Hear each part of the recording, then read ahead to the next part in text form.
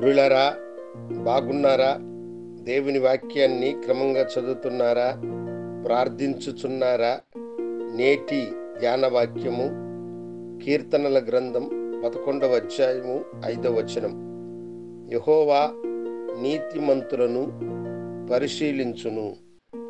దేవుడు నీతిమంతులను పరిశీలించును అని వ్రాయబడి ఉన్నది. ఆయన మనలను శోధించువాడు కాదు, కానీ ఆయన మనలను పరిశీలించువాడు. దేవుని పరిశీలనలో మనము విజయము సాధించినామంటే దేవుని యొక్క అనేకమైన దీవెనలకు మనము పాత్రులముగా మారుతాం. దేవుడు మన మీద ఉంచిన నమ్మకాన్ని మనము పోగొట్టుకోక దేవుని యొక్క పరిశీలనలో మనము నిలిచిన వారమై దేవుడు మనకు అనుగ్రహించే ప్రతి బాధను, వేదనను కూడా మనం అనుభవించి ఆనందించినప్పుడు దేవుని యొక్క కృపాహస్తము మనకెల్లప్పుడూ తోడుగా ఉంటుంది. అబ్రహామును దేవుడు పిలిచాడు, ఆశీర్వదించెదను అని చెప్పి. పిల్లలు లేని అతనికి దేవుడు అతను పరిపూర్ణ వయసైన 100 ఏండ్లు నిండినప్పుడు ఇస్సాకు అనేటువంటి ఒక కుమారునిచ్చి దేవుడు అతన్ని ఆశీర్వదించాడు. అబ్రహాముకి లేక పుట్టిన కుమారుడు గనుక అబ్రహాము ఇస్సాకుతో చాలా ఆనందంతో, సంతోషంతో గడుపుచూ ఉన్నాడు. ఒకరోజు దేవుని వాక్కు అతనికి ప్రత్యక్షమై, అబ్రహామా, నీవు ప్రేమించుచున్న నీ కుమారుడైన ఇస్సాకును మొరియా దేశంలో నున్న పర్వతములలో ఒకదాని మీద నాకు దహనబలి ఇవ్వమని దేవుడు అతనికి ఆజ్ఞాపించినాడు. దేవుని ప్రేమ కంటే లోకములో తనకు ఉన్నతమైనది ఏదీ లేదని, దేవుడు తనకు లేక ఇచ్చిన ఆయనిచ్చిన దానిని ఆయనే కోరుకుంటున్నాడు గనుక దేవునికి ఇవ్వడంలో తాను ఏమాత్రం కూడా అవిశ్వాసము, అపనమ్మకము కలిగిన వాడు కాదని ఉదయమునే తన కుమారునితో కూడా మొరియా దేశమునకు అతడు బయలుదేరి వెళ్ళినాడు.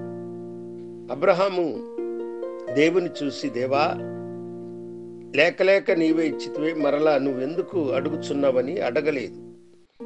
దేవుని యొక్క పరిశీలనను తాను నిలబడాలంటే దేవుడే తనకు గొప్పవాడని, దీనిని తాను పోగొట్టుకున్న దీనికంటే గొప్పవి దేవుడు అనుగ్రహించగలిగిన నమ్మకము, విశ్వాసము అతనికి ఉన్నది గనుక మొరియా పర్వతములలో ఒకదాని మీద తన కుమారుడైన ఇస్సాకుని బలి ఇవ్వడానికి అతడు కత్తి మీద చేయి పెట్టిన వెంటనే దేవుడు అన్నాడు, అబ్రహామా, నిన్ను పరిశీలించడానికి నేను అలా చేశాను, కానీ నీ కుమారుణ్ణి కోరుకోలేదని చెప్పి ఆ తండ్రి కుమారులను ఆశీర్వదించి పంపిన దేవుడు ఆయన.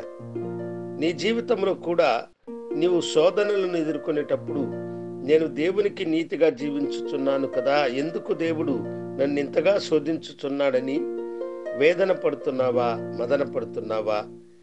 రెట్టింపులైన దైవాశీర్వాదమును పొందుకోవాలంటే దేవుడి యొక్క పరిశీలనలో నిన్ను నీవు నిరూపించుకొని నువ్వు గొప్ప వ్యక్తిగా దేవుని ఎదుట కనబడాలి.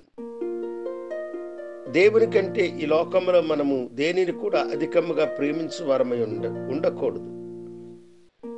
మన దగ్గర ఉన్నవన్నీ పోగొట్టుకున్న అన్నిటినీ రెట్టింపులుగా తిరిగి ఇవ్వగలిగిన దేవుడు మనకు తోడుగా ఉన్నాడని నమ్మకము కలిగిన వారమై, ఈ లోకములో ఆయన కంటే గొప్పది ఏది కూడా లేదని ప్రభు అడిగిన వెంటనే మనలను మనం సమర్పించుకొని ముందుకి కొనసాగాలి. దేవుడు పరిశీలించగా ఆయన నీతిమంతులను పరిశీలించును, వారిని ఆయన ఆశీర్వదించును.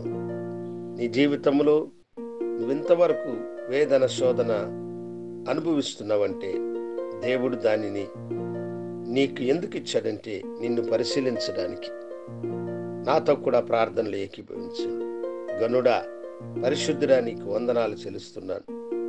నీ బిడ్డలను దీవించి ఆశీర్వదించిన ప్రేమకై మీకు వందనాలు. నీతిమంతులను నీవు పరిశీలించుచున్నావన్న సత్యమును నీ బిడ్డలు గుర్తిరిగి తమను సమర్పించుకొని రెట్టింపులైన దీవెనలు పొందుకునే భాగ్యమును వారికి అనుగ్రహించమని యేసు నామమున అడిగి వేడుకొంచున్నాము తండ్రి. ఆమేన్. శుభోదయం. ప్రభు మిమ్మల్ని దీవించునుగాక. ఆమేన్.